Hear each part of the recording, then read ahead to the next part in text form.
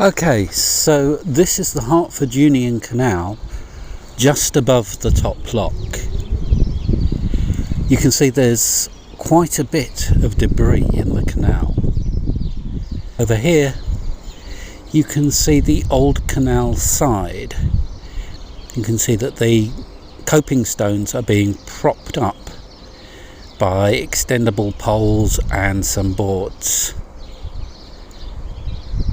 Here and there's also boards holding in the soil falling out from underneath those coping stones. Near the lock you can see that they've already prepared some rebar, so I believe that they're going to concrete behind those boards and attempt to create a new canal wall using concrete and rebar.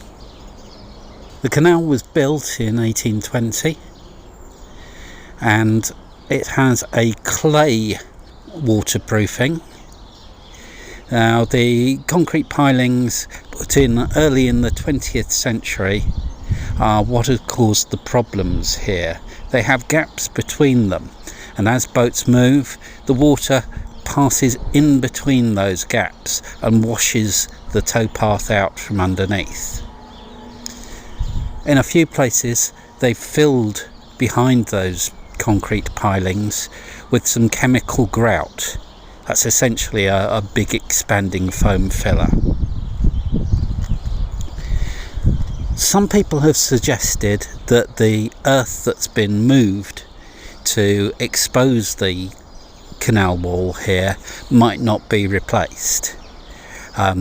That's simply silly. You wouldn't leave a huge pile of earth and stone in the centre of the navigation. It will be restored to navigable condition, and a team of volunteers will shortly be setting out to remove the rubbish, the trolleys, the scooters, the boxes and bits of metal that we can all see here, and make the whole thing a lot nicer under the water.